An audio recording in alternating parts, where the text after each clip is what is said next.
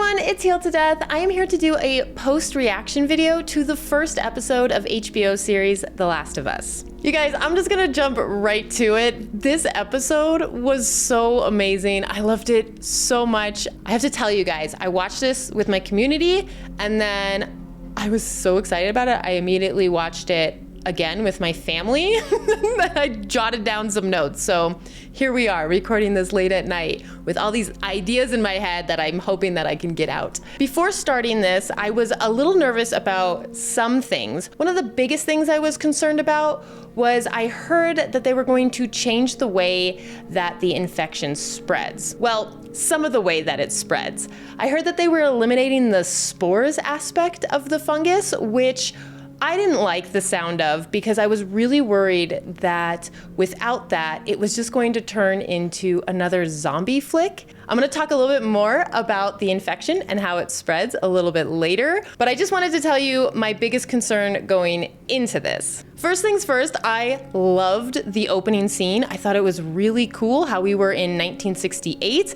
and that there was a talk show with scientists being interviewed about the possibility of an infection or a disease or a virus spreading and wiping out the human population. I think it was a really clever way to get some information about what was to come and how exactly the infection works. I enjoyed that it was just a theory at this point. Even the host kind of made fun of him a little bit. But as the doctor continued talking about this and how actually concerning it would be, I think the reaction from the audience and from the host himself, who just ended up not knowing what to do and got super quiet. And it also gave us, the audience, this kind of doom feeling. I thought that was a brilliant opening. I wouldn't change a thing about it. I absolutely loved it. And then you go into the opening credits and you hear the song, our theme song from The Last of Us. It felt so amazing to hear that. I was so excited and just giddy. It was just this weird combination of emotions of being so excited, but then also being nervous that something in this episode was going to disappoint me and kind of set the trend for the rest of the season. What was neat, and it was pointed out by the cheat, was as we're watching this fungus grow, initially it kind of just looked like cities almost, but as it pulled back, you can actually see the outline of the country. I thought that was a nice little detail. Sarah's part in this episode was perfectly done, in my opinion. I love the extra bit of time we got with her. I loved seeing her act with Joel more and how fun their father-daughter relationship is. And in my opinion, I think it did an even better job making us fall in love with this character in such a short period of time. I feel like that's something really hard to do, but as we kind of follow her on her day, you're just almost ready to be with her for the rest of the season. And it's just very upsetting and very jarring when you lose her, even though those who have played the game were absolutely ready for that moment. No one was ready for that moment. I know I teared up. I know a lot of people in my chat teared up. So like I said, I think they did a great job with her in that short period of time. There is a really great balance in this show so far between giving us more information, more backstory, while keeping the overall trend of the story. But then you get these really enjoyable moments where it's almost exactly the same from the game. And there is a good amount of these. And every time one of these moments happened, it just felt so cool to watch. Sometimes it was something as simple as Sarah's pajama shirt with the tour information on the back. And then other times it was the entire couch scene where she gives him the watch, the exact lines for certain things that they say. The car scene when you're with Tommy and Joel. Those moments were really great. And I think adding those in, but not making the entire episode an exact duplicate of the game, works out beautifully. Also, I just have to mention, there's a couple of times where certain actors sound so much like the characters from the game, even though those aren't the original voice actors. It really threw me off. Tommy is definitely one of those people. I think that his character sounds very much like the voice actor from the game. Though that's definitely not a requirement for me to like the characters or think they're doing a good job, it was definitely something extra that I really enjoyed. Speaking of Tommy, I love how much extra information we got from him, literally just from his bumper sticker on his truck. We saw that he was a combat veteran, which in my opinion gives the viewers a really quick answer to, hey, why does this guy all of a sudden have a sniper rifle? Hey, why is he so good with guns? I think that was a really clever way to answer those questions without kind of overdoing it with backstory. I know I'm still talking about pretty much just the opening of this show, but there's just so much to unpack here. The buildup that happened at the beginning felt really amazing. The school scene where Sarah gets distracted by a classmate's twitching hand. I don't know if she was actually infected. I think that was just kind of a red herring, but it definitely put me on edge. And then you have this moment where she goes to her neighbors, and if you've played the game, you know that these neighbors become infected. And so I was just kind of waiting for it.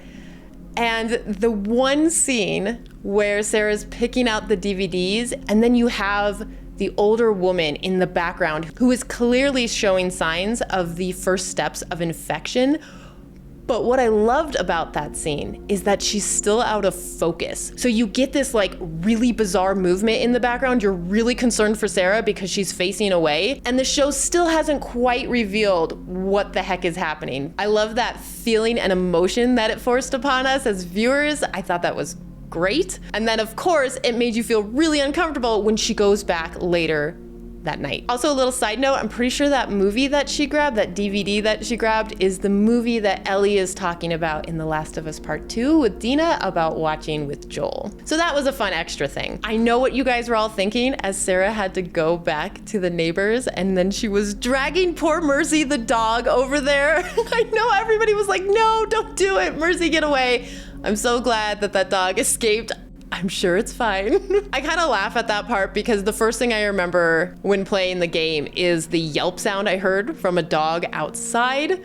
So I'm glad in the show, it seems like at least that didn't happen there. Okay, so I have to talk to you guys about the first time we really see an infected eating or infecting someone else. So from what I understand, what I saw is you actually see some of the fungus, I kept calling them like tentacle-like structures, but it's part of the fungus actually coming out of the mouth and then, I guess, injecting itself. It's spreading by physically going through the orifice of a future host. When I first saw this, I can't say that I really liked it. I thought it was a little weird looking, felt more alien. I think that initial reaction is more because I'm used to the way they look in the game. And the more I thought about it, and we kind of discussed it a little bit in my Discord, is I'm okay with it because if they eliminate the spore aspect of the virus, one of the things I was worried about, again, is that it was just gonna turn into a zombie thing, like where people just get bit and it spread that way. I kind of like this idea the more I think about it because it really separates this story from zombie flicks, which we want. Because while I was playing The Last of Us, I never thought of the infected as zombies. So I think it's really important to hold that mindset. I will have to see more infected to really know how I feel about the look of it, but I can tell you that the way that the guy who was infected against the wall looked was so spot on, and that was amazing. So it seems like they have a good idea on what they're doing with these infected. It's just gonna take a little bit of getting used to for me. Okay, so then after we get our very similar car scene, we get a little bit of a difference in the town where the crash happens. In the game, we get in a wreck due to another car, which I thought was super fun because they tricked us in the show a bit.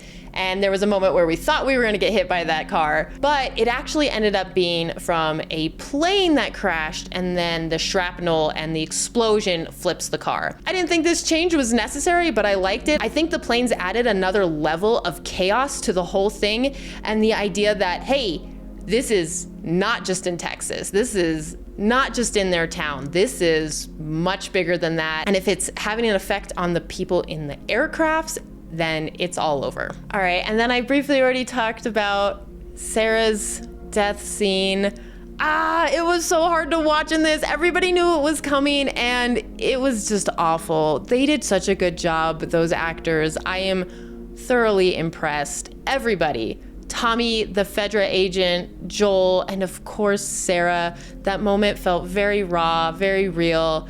And like I said, I think it even did a better job than the game, making me realize in such a short period of time how terrible it was to actually lose Sarah. Okay, the next scene I thought was cool and kind of interesting. The second time I saw this scene where we have the boy and he's walking to a quarantine zone, obviously looking for some type of help. This scene was really hard to watch, and it made me realize how much the game didn't include kids in a lot of scenes. Now, of course, we have Sam and we have Ellie and then we have Riley, but overall, you don't see a lot of kids, and it's probably because it's awful. You don't want to see them infected. You don't want to see them die. It's not a good thing to feel. But what they did in this short little clip was actually kind of amazing. The boy arrives, and I thought he was just dehydrated, which he might have been, but we find out later that he is in fact infected. And during my second viewing, I really tried to pay attention to the patch that he's holding in his hand. I'm guessing it was probably from a family member, maybe a father. But what I think it was is I think it was actually a Fedra patch, because you can kind of see a similar patch on the Fedra agent that Joel is doing a deal with in later scenes. And so what that tells me is that it's quite possible that the quarantine zone that this boy came from had collapsed or got overtaken or overrun, whether that's by infected or something else, which if you've played the game, you might know what I'm hinting at. But I think something happened at his quarantine zone, which led him to have to trek to a new one. We also find out how the world handles infection at this point. We get a really cool glimpse of some information about infection time rates due to where you were infected on your body. I really love that chart. And then of course, a little chart that shows symptoms you need to look out for. So the other thing that this short scene did is we find out he's infected, and then obviously she lies to him to make him feel better, but they have to kill him. I think this is a great way to show how ruthless the world is now in order to survive. I think it also sets up the building blocks for later on to see how other people have become so crazy, evil, mean. I don't want to give too much away, but I think that's a great example of how desperate people become and what they're willing to do to survive.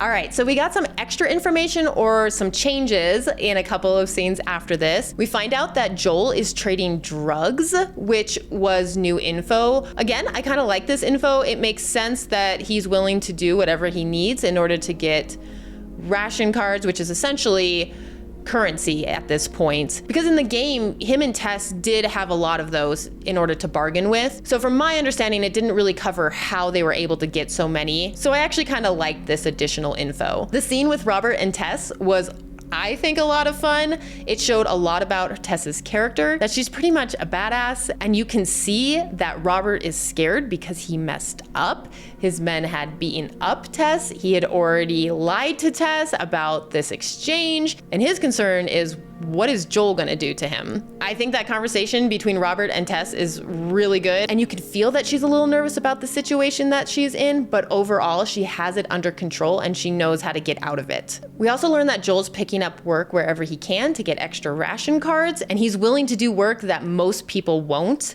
We get a little scene between him and a woman who have obviously picked up some type of work where they have to carry bodies to be burned. The woman has a strong reaction to one of the bodies, who is obviously younger. And at first I thought it was because she might know who it is, but I think in reality it's just because they were young and she just couldn't bear picking up a child and throwing them in the fire. So this scene does a lot. It shows how it's awful still in the quarantine zone. We also see the setup for public executions later on, which is pretty gruesome. But I think more importantly, what we get out of this is that Joel is able to do this. It really sets up how broken of a man he is, and he is numb to the world that he currently lives in. We also get some time with Joel as he tries to find ways to track down Tommy. This leads him into a stupor at his apartment where he drinks a bunch of alcohol, takes some pills, and then passes out to his memories of Sarah's last screaming before she died. So again, this is just reiterating how broken Joel is. The first time that we see Ellie, you can already see me smiling. I just think it was so good. She has this full out attitude as she kicks her plate away, and so much about Ellie was said in this scene. She then has to count to 10, and of course she finishes it off by not saying 9 and 10, but with some more attitude and some sass. It felt very much like Ellie. I think Bella Ramsey is doing an outstanding job making us feel like who we're watching is in fact Ellie. She's got the cockiness, she has the attitude, she has the vocabulary and the sass. And after seeing that scene and then being taken away from it and having to go back with Joel and Tess, I really wanted more Ellie scenes. Like I wanted to be with her more. So I'm pretty sure that's a good sign, and I think it means a lot for what's coming next. Okay, the one big change that I'm sure a lot of you guys are aware of, and I'm very curious to hear what you think about this.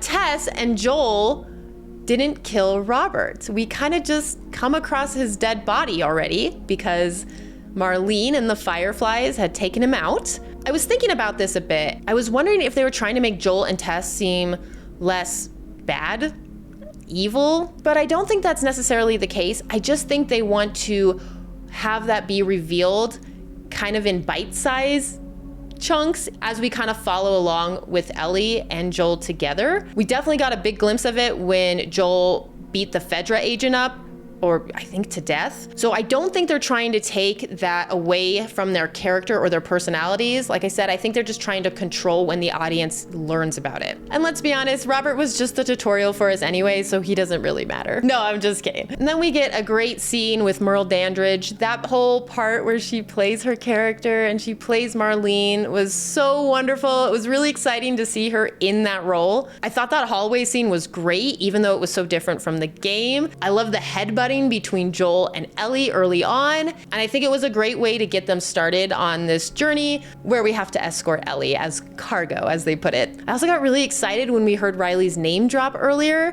when Marlene was talking to Ellie. We already knew from the trailer that some of Left Behind is in fact going to be in this series, but hearing that name and the characters talk about them and then seeing Ellie's reaction to Riley's name really added to the hype for future episodes. All right, and then we had the escape underneath the wall with Tess, Joel, and Ellie. This felt very much like the video game. The lighting was great. The way they had to hide in the shadows felt very reminiscent of the game. When they crossed paths with the Fedra soldier, who is the same guy that just bought drugs from Joel, we have a very intense moment. I loved this moment because everybody that has played the game got super antsy here, at least from my experience.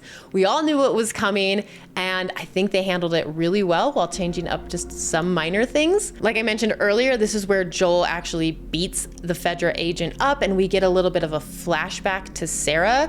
It felt like this moment they made way more personal and way more emotional, while also giving us a glimpse on how far Joel will go, and of course how far he'll go to protect someone he cares about. In this moment, I think he kind of went autopilot because it was very similar on how he wanted to protect Sarah. At this moment, I don't think he cares for Ellie, but I think it's a good way to set up what's to come. And I think that's it. I think we got through the episode almost in chronological order. There were a couple of people that I was watching this with who haven't actually played the game. They don't know anything about the story, and they thoroughly enjoyed it as well, which means they're doing a good job entertaining new audience as well as keeping the players very happy as well. Well, at least in my case, I can't speak for everyone. But yeah, I'm gonna wrap this up now because I've been talking for too long and I'm still gonna think of things later, like how much sometimes Bella Ramsey sounds like Ellie, like actually sounds like Ashley Johnson in scenes, which makes me so happy. I feel like she did a lot of homework to make that happen. But yeah, guys, I would love to hear what you have to say about the show. I know I've been smiling this whole time because I really, really enjoyed it, and I am so excited to see where this goes. I'm not gonna lie, during most of this show, I was just waiting for the moment to kind of get me upset, to make me not like this show. And it never happened. So I hope that continues on as we continue through the series. But yeah, let me know what you guys thought. Let me know about certain scenes that you loved or didn't like, or maybe Easter eggs that you caught that I might have missed. I'd love to hear from you. And then of course, if you like this video, please give it a thumbs up. If you're new here, think about subscribing and checking out some of the other videos on the channel, even my playthrough of the game, which is kind of fun. And I'll catch you next time. Bye.